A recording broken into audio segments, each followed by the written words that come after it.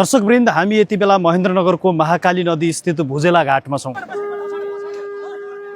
यो घाटमा अहिले विपिन जोशीको अन्तिम दाह संस्कार गरिँदैछ, यहाँ अन्त्येष्टि गरिँदैछ। यो दृश्य हामी यहाँ पछाडि देख्न सक्छौँ।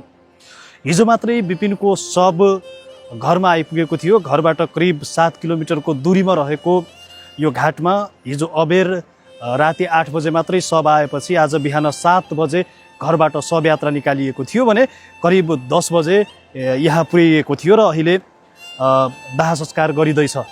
यहाँहरूलाई जानकारी दिउँ, यो दाह संस्कार गरिरहँदा विपिन जोशीलाई इजरायली र नेपाली दुवै झन्डा ओढाइएको थियो र राष्ट्रिय सम्मानसहित उनको दाह संस्कार गरिँदैछ। यो अलि नजिकबाट हामी देखाउँछौँ। 23 वर्षीय विपिन जोशी 2 वर्ष अघि 2023 को अक्टोबर 7 मा प्यालेस्टाइनी विद्रोही समूह हमासको कब्जामा परेका थिए भने 2 वर्षपछि मात्रै उनको मृत्युको खबर चाहिँ अस्ति गत साता मात्रै आएको थियो र त्यसपछि आइतबार मात्रै शव इजरायलले नेपाल पठाएको थियो। इजरायलका राजदूत पनि शवसँगै नेपाल आउनु भएको छ र उहाँ पनि यो अन्तिम दाह संस्कारमा सामेल हुनुहुन्छ। त्यसपछि काठमाडौँमा सम्माननीय प्रधानमन्त्रीज्यूले अन्तिम श्रद्धाञ्जली दिनुभएको थियो र नेपाली सेनाको स्काई ट्रक मार्फत यहाँ ल्याइएको थियो।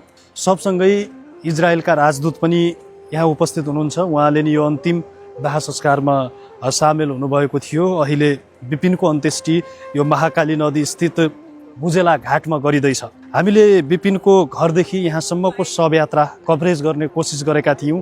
हजारौँ महेन्द्रनगरवासी यहाँ ओर्लिनु भएको छ। ती दृश्यहरू क्रमशः हामी देखाउँदै जानेछौँ तपाईँहरूलाई। र यति बेला पुरै यो तिहारको माहौलमा महेन्द्रनगर रोइरहेको छ, पुरै देश नै रोइरहेको छ। विपिनको सम्झनामा लाख कोसिस गर्दा पनि विपिनलाई सकुशल फर्काउन सकिएन। आज अन्ततः यही महाकाली नदीमा विपिनको अन्तिम दाह संस्कार गरिएको छ।